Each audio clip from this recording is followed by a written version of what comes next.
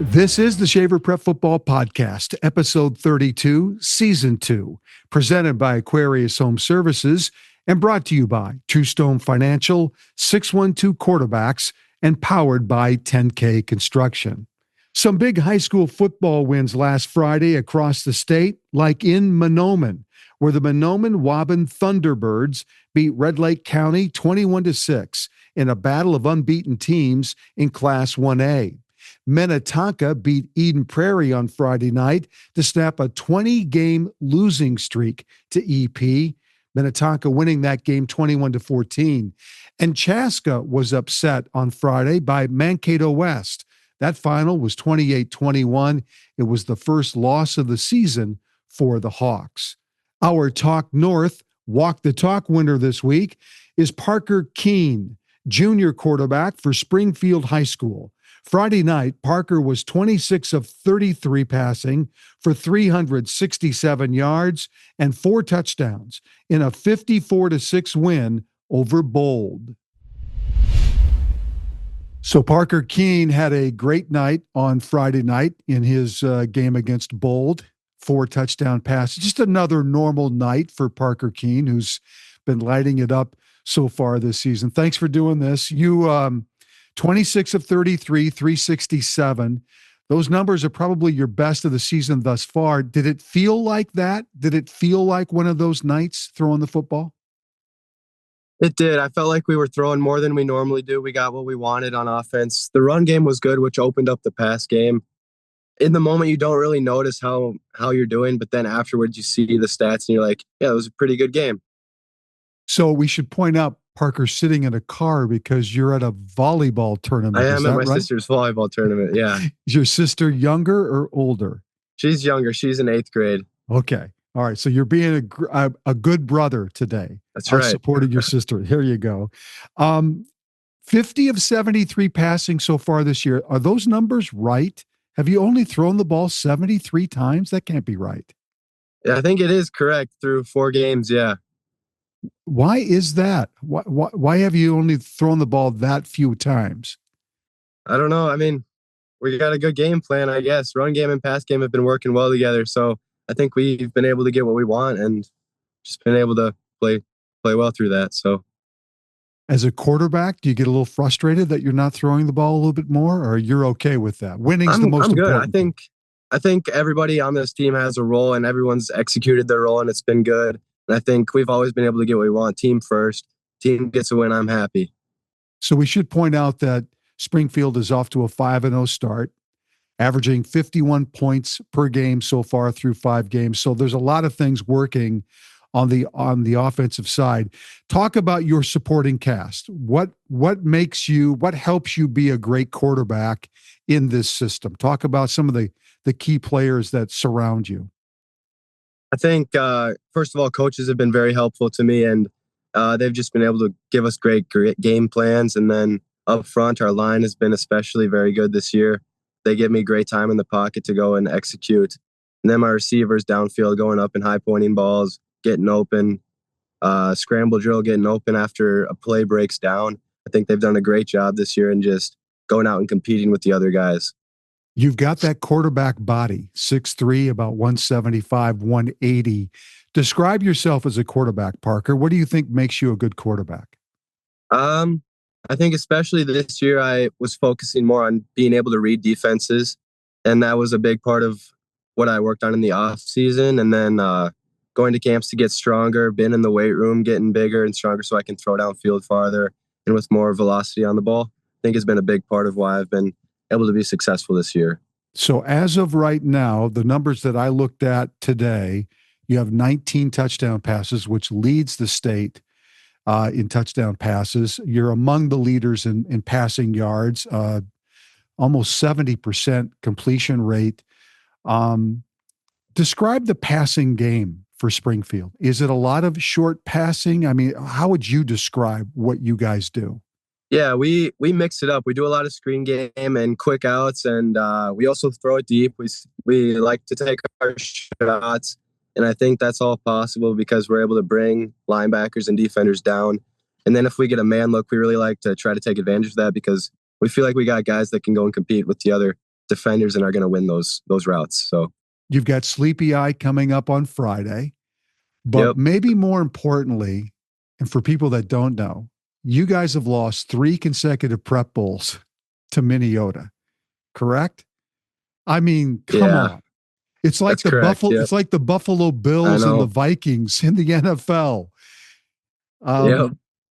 Talk about just trying to get back to the prep bowl and writing that and getting you guys maybe into that championship game again and winning it this time as opposed to being the runner up 3 Yeah. straight times. That's always been the goal. And I started as a ball boy going there, and then being able to play it in these last couple of years, going back to the bank has been awesome. And then every year we strive to get to that last game against usually Minnesota, but that is the goal this year, to win and just get back there is where we want to be. So I think we could do it this year. We got a great team coming back, a lot of good players. We just got to go out and execute. So. Well, you're off to a great start. You had a great game on Friday and you win 54-6 over Bowl. Congratulations. And Thank you. I'm sure we'll be talking again soon down the road. Thank you, Parker. Thank you. This was great. Maybe the best Minnesota high school football story of the season so far is Albert Lee. The Tigers beat Fairmont Friday night 29-24 to raise their record to 5-0. And I talked with the head coach about why that's such a big deal. Well, Paul Dunn is the head football coach at Albert Lee, and the Tigers are 5-0 after their victory on Friday against Fairmont. First of all, congratulations. This has been quite the run. For people that don't know, Albert Lee had not started 4-0 in a season since 1989, I believe. It's been, I don't know, since 1995 that you've had a winning season in Albert Lee football. So all of these things that are happening this year, Paul, are pretty exciting and maybe heading towards a season, a very incredible season. Congratulations. Tell me about the Fairmont game, because you guys were behind in that game and you had to come back. Tell me about that. Yeah. And just to clarify, the last time we were 5-0 was 1971. Wow. And 5-0. Yeah, they went 9-0 that year and were the mythical state champions. Wow. For 1970-71 season. So that's fun. It's historic right now. So tell me about the Fairmont game, because you were losing that game. Yeah, there was kind of a prolonged injury on the game in the third period. And the young man was evacuated from the stadium by ambulance. Oh boy. And so we warmed back up again. And after that, first play from scrimmage, they went quarterback draw off tackle. We missed a tackle in the backfield, and he went 51 or something for a touchdown. So we're down by a score. They kick off. We had 3 and out deep in our own territory. We punted out of the end zone, and we flipped the field. 61 or 2-yard punt. Wow. And had a tackle for loss on first down, and then on second down they threw it deep, and our corner tipped it to our rover, and Carter Kuehn picked it off and ran it back to just inside the 20 going in, and then we pounded it in and were able to hold them on 4th down and long and victory formation to finish. It was amazing. And this is a good football team you played. Fairmont has got great history. They're a very, very good program. You guys, what is the secret? And I know you and I have talked on my Strip Varsity show about this a little bit, but what's been the secret this year to Albert Lee football to have the success you're having? Well, there's been a gradual cultural change within the players and the families, expectations, commitment, that whole thing. has been really big. We've been playing a lot of our skilled players. Started as sophomores; they're now seniors. We have a really resurgent young line that is getting better every week, and as they get better, we get better. Yeah. And so Max Jeffrey and his defense has just played lights out. They were a year ago we were minus 11 or minus 12 in turnover ratio, and we're plus 6 or plus 7 now. You're looking at 18 possessions in 5 games. That's a huge swing. So that those would be some of the keys that have happened. I have to imagine that the Albert Lee faithful are turning out to watch this team play. This is pretty exciting stuff. Oh, it was bedlam. I tell you. And the cool thing is it was our tackle cancer game. So our numbers were really good. I don't know what they were totally, but well, just kind of give us a sense of the buzz in the community about your football program. They're just really excited. And it's been kind of disbelief almost. Are these guys for real? And last night I think we showed them. And that's real important. The facility, there's a reason I came on when I did, because the facility behind me was constructed here in the early it opened in 2019, but we played our first game and we hadn't won forever. And they invested in this facility. And then, when they've been just kind of waiting for the other shoe to drop. And hopefully if we can continue to play like we've been playing, I think that they're going to, it's our homecoming week. Who knows how we're going to play, because you never know on homecoming whether it's going to be a good or a bad thing. But I tell you, we were packed on our sideline last night, and I think this week we'll be packed in the entire stadium. I mean, it's just craziness. I'm getting phone calls and emails and text messages from all over the country. They're watching live stream and they're doing, people I was in 1971 grad and this and this and this and go Tigers, that kind of thing. It's just a lot of fun. Well, that's fantastic. Last question. You've got 2 tough games in a row here, St. Peter, and they're home games. You get St. Peter and then you get Waseca, which I think is probably one of the standard bearers in 3A football as to kind of the measuring stick, as the kind of where you are. I know you don't want to look ahead, but just talk about the remaining schedule for you guys and how do you keep these guys focused to be able to finish this season the way you want them to finish? Well, I've been at this 37 years and I've been a head coach for 25 or something. I don't remember. But the point is that, we have got to handle what's in front of us. We didn't make the schedule. Somebody else did. We got St. Peter next, and we got to play well. We got to play clean, and we got to be plus in turnovers. And, it's a simple game. You got to block and tackle, and you got to score. If we're fortunate enough to get past St. Peter and we face up undefeated against Waseca, it'll be, a WWF match, because there's, it's just one of those things. Yes. That, there isn't a lot of love lost between the communities. They're great people up there. We're great people down here. But, when it comes to competing, we like to compete, and it will be fun for the first time in a long time to be able to compete head to head with them. And, you look forward to that. That's why you do it. That's right.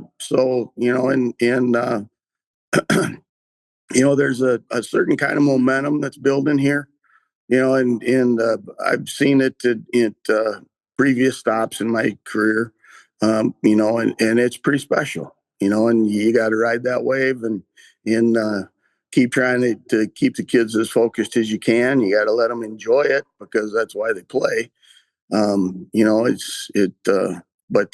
It's really been a fun ride, and hopefully the ride continues. Well, congratulations on your big win, on your, say those numbers again. It's the first 5-0 start since when? How long? 1971. 1971. Wow. Paul Dunn, great job and continued success. Thanks for doing this. All right. Thank you, sir. Appreciate your support. It's football season, and you need to call an audible on what's going on in your utility room. Coach Shaver here with a great game plan from Aquarius Home Services.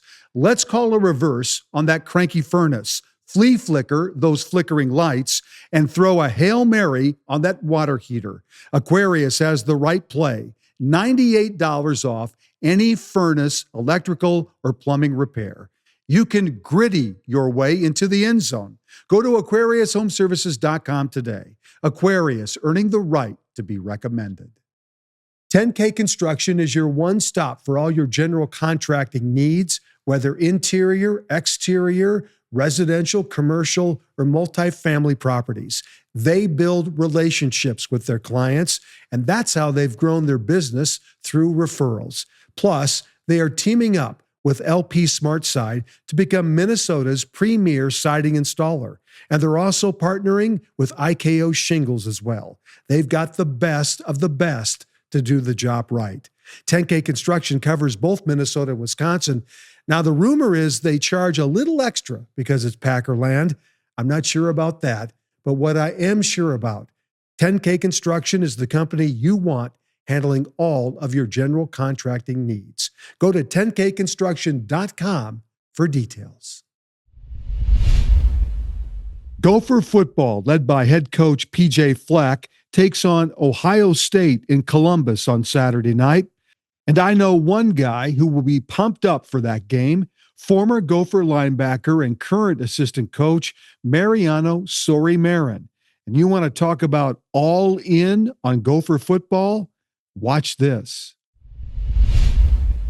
Well, I'm excited to talk to Mariano Sori-Marin for the Gophers. He's a Gopher linebackers coach now, but he, of course, played for PJ Fleck and the Gophers. So you've got this unique perspective of being a recent player and now a brand new coach.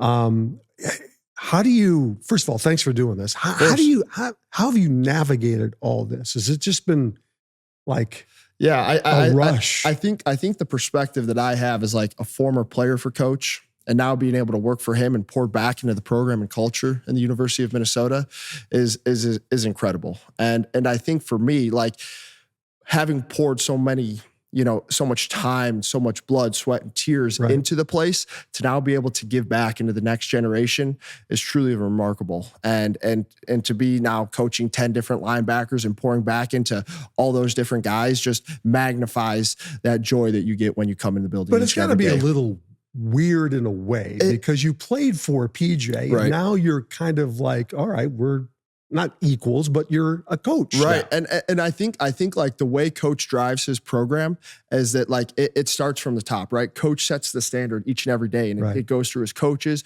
it goes through his players, and we're really a player-led program too, where the bottom, rises the floor. So for me, yes, you could say it's a little bit weird, but I'm really just doing the same things I did as a player each and every day, living out, row the boat, serving and giving, providing for the University of Minnesota. The only difference is I'm not suiting up and buckling a chin strap on Saturdays.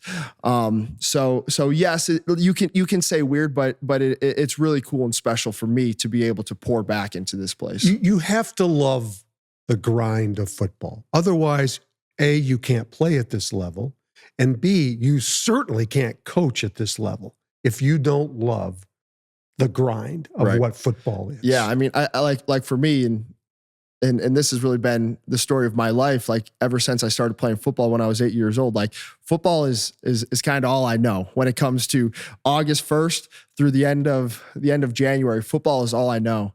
And I was talking with some friends recently, like it's August is rolling around. And for me, summer ends when August 1st starts, right? Most people think they got August, it bleeds into September, right? Time to go out on the lake. Even into Labor Day. Yes, no doubt. Labor Day. But as a football player, whether it be a coach, whether it be a player, like you pour so much into this game, and this game gives so much back to you, right? Like it's the true teacher of life, that it's all you know, and that's everything that you live for when you sign up to do this. Did you really actually picture yourself doing this? Because you have a degree in finance, right? Correct. So when you showed up day one at Minnesota, did you really think that this would be the path? I always How thought, did you end up on the path? Yeah. So I think for me, like, first off, when I went into school, like you said, I studied finance. I always thought I wanted to go to Wall Street. I always thought I wanted to do investment banking, the financial route. But as my career went on and I saw the positive impact that Coach Fleck and the program has on its players, I was like, this is something that is extremely special. And football is a game that I can't see myself walking away from. And I want to be a part of that next generation of coaches that's able to pour into the next generation of players to keep this great game going on for as long as possible. So you've kind of worked your way up. I mean, this year you're a full-time linebackers coach, right? So you've kind of worked your way into this thing. All right, be a coach for a second, because high school football players and coaches watch this podcast. Coach them up. Coach up a lot. What do linebackers right now in high school need to be thinking about, concentrating on to get to the level that you played, or just, to the next level? What do they need to be thinking about? Yeah, I think the biggest thing that they need to be thinking about, and the biggest thing that I look for in high school linebackers, is how they play the game. And that's a very general statement, what I just made, like how they play the game. What do I mean by that?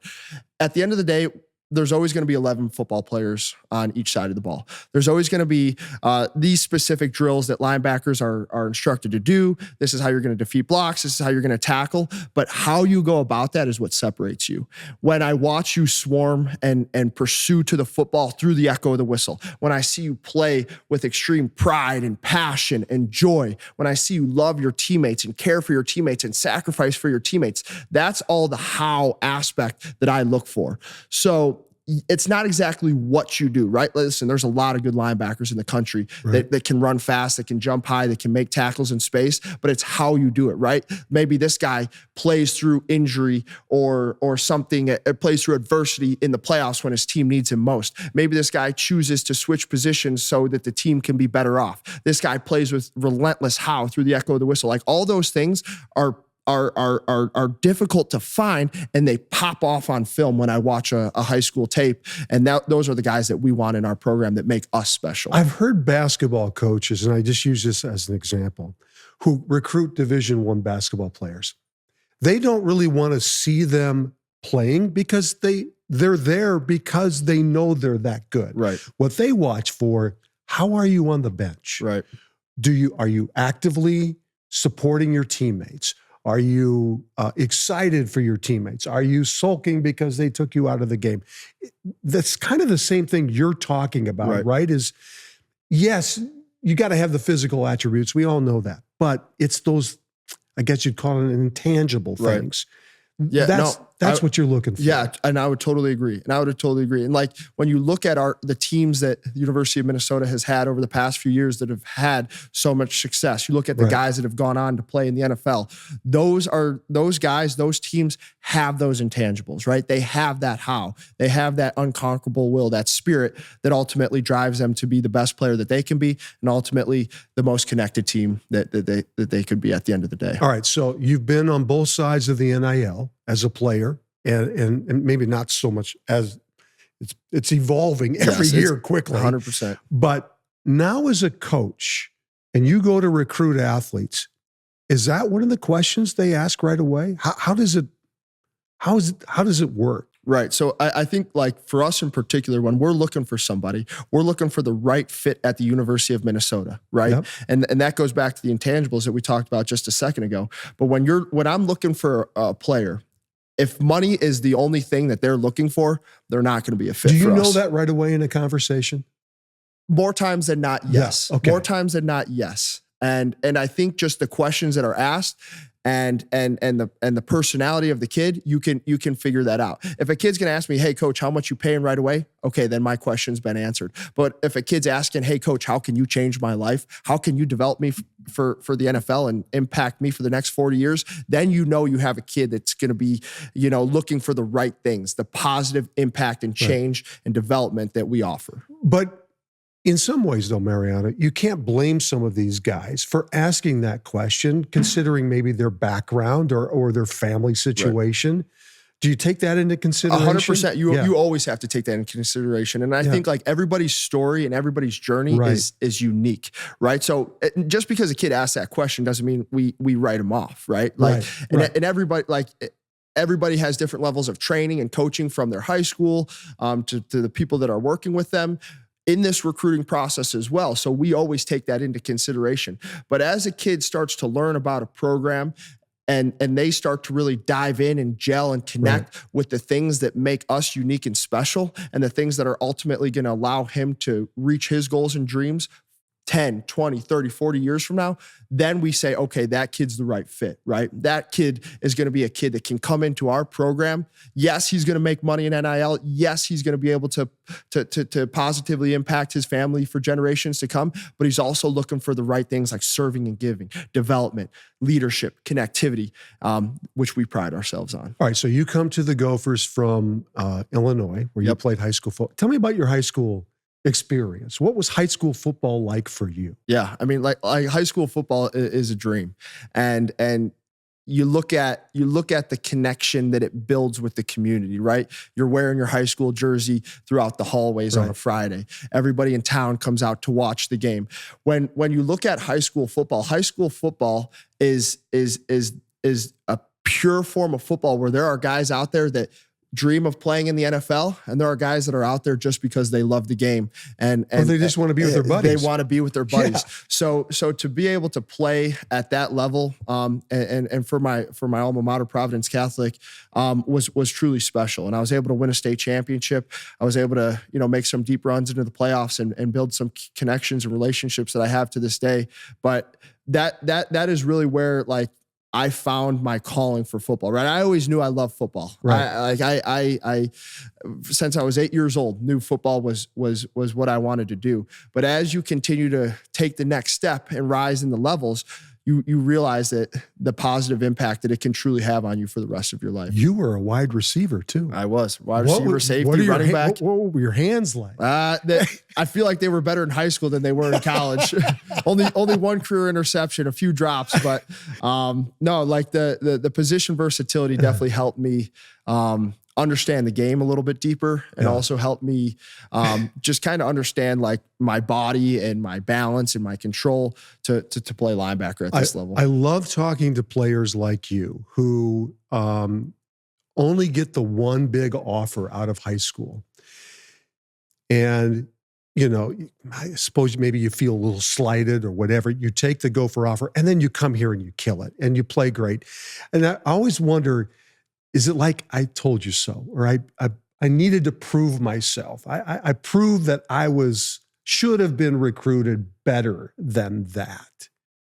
Because I hear players say that's a motivation for them. I think so. We talk about chip on the shoulder versus crack on the shoulder, and at the University of Minnesota under Coach Fleck in the row of the boat, like at the end of the day, we just need to prove to ourselves who we say we are. So yes, was I probably a little bit under-recruited? Sure. Yeah. But at the end of the day, I only needed that one chance, that one offer, and Coach Fleck and Coach Callahan and the staff gave it to me, and I took it and I ran with it. So at the end of the day, it wasn't about proving to other people that I should have been offered by you. I told you I was good enough. No, it was about proving to myself exactly who I said I was. And Coach Fleck and staff knew that. And that's why they took the chance on me coming out of high school. And I was able to make the career that I did out of it. A lot of players that I interview are not just great football players. They're great people. They've done a lot of great things in their lives.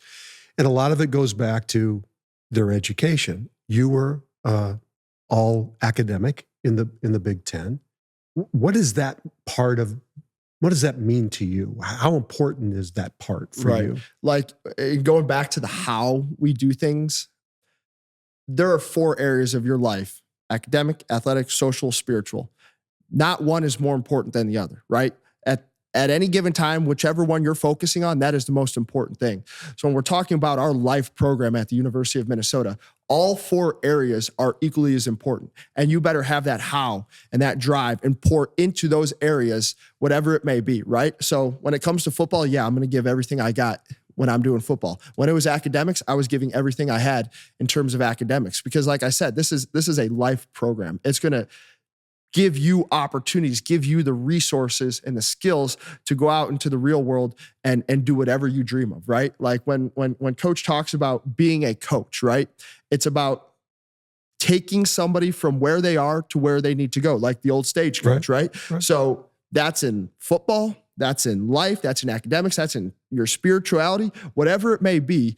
As a football coach, it is our job to get that player to exactly where they say they want to go. So as a player, that was the same thing. They provide so much resources for us academically, tutoring, extra help, just class, scheduling, things like that. And that's what allows us to have the success that we do in the classroom. And then also personally, I took a lot of pride in that as well. Obviously, like I said, I studied finance at Carlson, thought I wanted to go into investment banking. So that was really important right off the rip. Last thing, the best advice that you ever got, maybe in high school, a coach, a mentor, somebody that has stuck with you all this time, that maybe you kind of, you hear that voice in the back of your head in any circumstance, what would that be? I think it's just be yourself.